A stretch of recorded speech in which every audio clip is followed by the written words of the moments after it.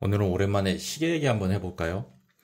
제가 시계를 여러 개 가지고 있었는데 이제 하나, 둘 다 처분하고 지금 남아있는 건 이렇게 그랜드 세이코 두 개밖에 없습니다. 그래도 만족해요. 이제 제가 가장 아끼는 시계 두 개가 남았으니까. 요즘 롤렉스 중고가가 이제 떨어질 조짐이 보인다고 하죠. 그렇게 하늘 높은 줄 모르고 섰던 시계도 언젠가 이제 때가 되면 이렇게 딱 떨어지는 모양입니다. 그 전에 팔기를 잘했죠, 저는. 어쨌든 오늘은 어, 그랜드 세이코 두 개인데 하나는 달라요. 요거는 기계식 시계고 요것은 스프링 드라이브라는 시계입니다. 오늘 이 스프링 드라이브에 대해서 한번 이야기를 해볼게요. 이 스프링 드라이브에 대해서 아시는 분들도 계시고 또 생소한 분들도 계실 것 같은데 한마디로 말하자면 하이브리드 시계라고 보시면 될 것 같아요. 기계식 시계하고 그 다음에 쿼츠 시계, 이게 건전지가 들어가는 그 시계의 장점만 합쳤다 이렇게 보시면 될 것 같아요. 쿼츠 시계에서 건전지가 들어간다는 거는 명백히 단점이죠. 왜냐면 건전지를 교체해 줘야 되니까요. 그래서 이 시계에서는 건전지가 없습니다. 그 대신 이제 충전이 되죠. 어떤 식으로 하느냐. 용두를 돌려서 태엽을 감으면은 이제 당연히 태엽이 풀리면서 톱니바퀴가 회전할 테고 이제 그 회전한 힘에 의해서 이제 전기가 생산이 되면 거기에서 이제 IC 회로 같은 것이 작동이 됩니다. 그리고 IC 회로가 당연히 이제 글라이드 휠의 속도를 이제 제어를 하게 되죠. 그래서 정확성을 담보하게 됩니다. 1 오차가 플러스 마이너스 1초 정도 되니까 진짜 웬만한 쿼츠 시계는 저리 가라 할 정도의 정확도를 보인다고 할 수가 있습니다. 그러니까 세이코사의 굉장히 야심작이라고 할 만하죠. 이게 시제품이 처음 나왔던 때가 1982년인데 이제 완제품으로 이제 정식으로 시장에 출시가 돼서 판매가 된 게 1999년이니까 시제품부터 정식 판매까지도 17년이 걸린 굉장히 제품 개발의 난이도도 높고 또 그만큼 오랜 세월 이제 개발을 계속 지원해 준 거 보면은 세이코에서도 굉장히 이 시계에 대해서 이 스프링 드라이브라는 이 무브먼트에 대해서 굉장히 기대가 있었던 것 같아요. 그리고 세이코가 원래 쿼츠 자체로 시계 산업에 굉장히 편지 풍파를 일으켰던 그런 회사다 보니까 쿼츠에 대한 애정도 좀 있었던 것 같고 아무튼 다양한 이유로 세이코에서는 이 하이브리드 시계 스프링 드라이브에 대한 굉장히 애정이 있는 것 같아요. 이제 처음 출시가 된 지 25년이 지났음에도 불구하고 아직도 오히려 이제 제품 영역이 넓어지면서 더 많은 스프링 드라이브 시계들이 나오는 거 보면 세이코에서도 계속 이제 밀어줄 그런 마음이 있는 것 같습니다. 이 시계를 잠깐 설명을 드리면 한 직경은 40mm 정도 되고요. 그 다음에 두께는 12.3 그리고 파워 리저브가 72시간 그렇게 됩니다. 무브먼트는 9R659고요. 그 다음에 방수는 10기압 생활 방수입니다. 뭐 강화 생활 방수 그러는데 뭐 방수 자체는 그렇게 일상생활에서 쓰기에 크게 불편함은 없으나 그렇다고 썩 미덥지도 않은 10기압 방수라는 게 원래 그렇습니다. 그냥 비 오는 날 차고 가기에는 마음에 걸리고 그냥 좀 더운 여름에 땀이 좀 흐를 때는 그냥 찰만한 그 정도 방수라고 생각하시면 될 것 같아요. 이 시계가 제가 이제 찬 지가 한 4년 그 정도 됐는데 이제 5년째 접어들고 있거든요. 그런데 저는 꽤 만족을 해요. 이 시계 자체에 대해서. 그러니까 하이브리드 시계라고 해서 사람들이 보통 그럼 이게 기계시계에 가깝냐 아니면 쿼츠에 가깝냐 이렇게 질문들도 많이 하시고 그러는데 제가 직접 사용을 해본 느낌으로는 쿼츠 시계에 더 가깝지 않나라고 생각을 합니다. 물론 이제 태엽이 들어가고 글라이드 휠이 있다는 점에서 기계식 시계의 요소도 있는 건 사실이지만 일단 기계식 시계하고 다른 거는 이스케이프먼트가 없어요. 그래서 이제 그 대신 이제 트리 싱크로 레귤레이터가 있죠. 이제 조금 어려워지는데 그런 시계 부속이 있습니다. 그런 게 있어가지고 메인 스프링 휠에서 회전하는 속도를 이제 제어하는 거죠.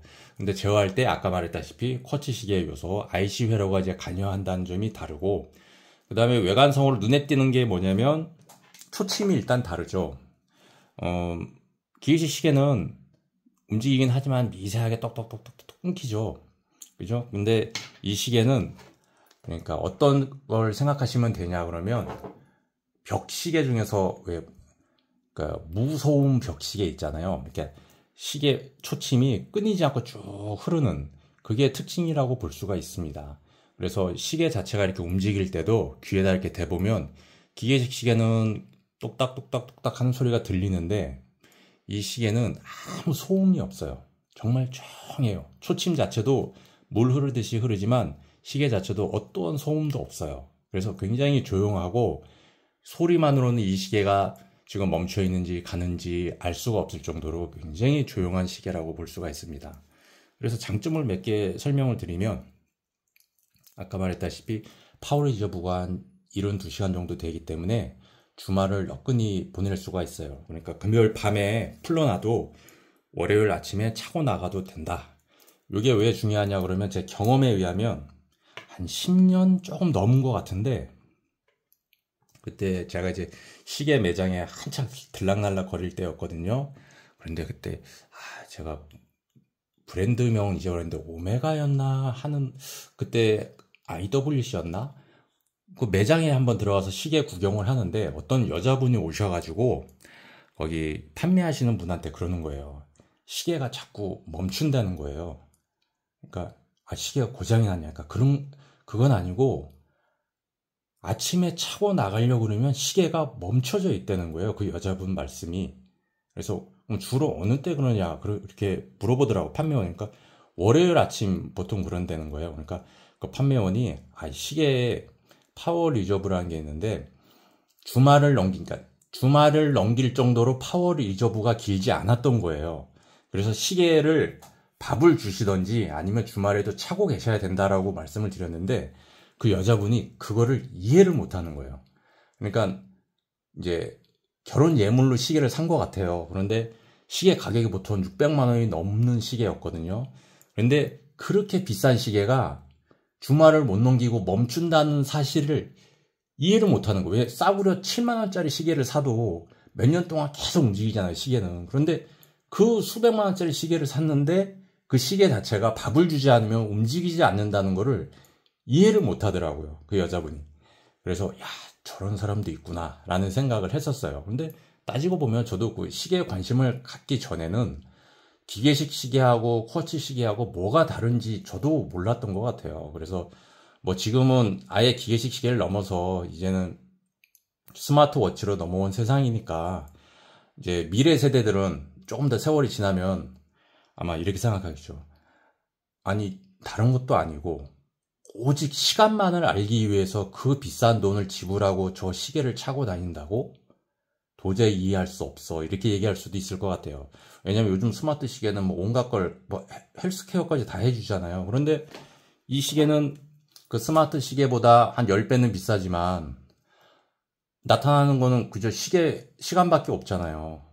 그리고 말했다시피 충전이 되는 것도 아니고 계속 끊임없이 손목에 차고 흔들어 주거나 아니면은 용두를 돌려서 태엽을 감아줘야 되거나 불편함이 동반되잖아요. 그런데도 가격은 거의 10배나 비싸다는 게 아마 어떤 사람들은 이해할 수 없을 것 같다라는 생각을 해요. 그래서 요즘 부동산 가격이 인구가 줄어서 앞으로는 떨어질 것이다 이렇게 생각하는 사람이 있는 것처럼 저 역시 이제 디지털 시계가 대중화되면 오직 시간만을 알기 위해서 차는 시계는 좀 많이 수요가 줄어들지 않을까? 그런 생각을 하게 돼요. 그러니까 지금처럼 시계 가격이 끊임없이 이렇게 오르는 그런 현상은 조금 이해하기가 어려워요. 왜냐면 시계 사는 사람은 앞으로 점점 더 줄어들 텐데 어떻게 시계 가격은 점점 더 오르지? 왜냐면 덜 팔리는데 왜 더 오르지? 그런 생각을 하게 되거든요. 그래서 앞으로 이 손목 시계의 미래는 좀 어둡지 않을까 그런 생각을 하게 됩니다. 어쩌면 저희도 이제 이 기계식 손목 시계의 막차를 타고 있는지도 모르죠. 미래 세대든 우리 세대의 감성을 이해하지 못할 수도 있어요. 그런 이런저런 생각을 하게 되는데 어쨌든 뭐 그때는 그때고 오늘 당장 이 시계를 차는 저로서는 굉장히 만족도가 높은 시계 중에 하나입니다. 이 시계를 구입할 때 들었던 말 중에 제가 제일 혹했던 말 중에 하나는 오버홀을 안 해도 된다는 거였어요.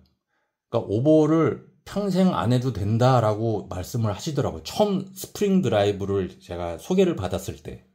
그런데 그 말이 점점 바뀌어서 이제 제가 구입을 할 때쯤 되니까 5년에 한 번 정도는 하셔야 된다. 이렇게 말씀을 하시더라고요. 그런데 제 생각에 스프링 드라이브는 기계식 시계보다 확실히 오버홀 주기가 길어요. 굉장히 길기 때문에 저는 한 10년 정도 쓴 다음에 오버홀을 할까라는 생각을 해봅니다. 뭐 그 전에 고장 나진 않겠죠. 기계식 시계보다 한 2배는 잡고 있어요. 처음에 판매할 때 그 사원이 말씀하셨던 것처럼 평생 안 해도 됩니다까지는 아니겠지만 그래도 기계식 시계의 2배 정도는 되지 않을까 내심 그렇게 희망사항을 갖고 있습니다.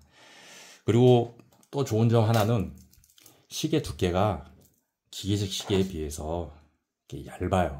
이렇게 보면. 그래서 착용감도 더 좋습니다. 요거는 이렇게 보면 정면에서 보면 이쁘긴 한데 옆에서 보면 꼭 바둑알 같잖아요. 그런 게 있는데 요거는 두께하고 크기가 아주 이상적이에요. 디자인적으로도 굉장히 완성도가 높은 시계라서 좀 애용을 하게 되더라고요. 그리고 정확도가 하루에 한 1초 정도 틀리니까 시계를 자주 맞출 필요도 없어요. 또 그리고 아까 말했다시피 디자인도 굉장히 완성도가 있고, 그러니까 뭐라고 할까, 좀 사무직 직원한테 굉장히 딱 맞는, 원래 그랜드 세이코 자체가 사무직 직원을 위해서 나온 시계다 보니까 그런 거에는 조금 잘 맞는 것 같더라고요. 그래서 저는 굉장히 만족을 해요. 아직까지는 불만이 없어요. 고장난 적도 없고. 그런데 한 5년 넘어가면서부터는 조금 단점도 보이는 게 있어요.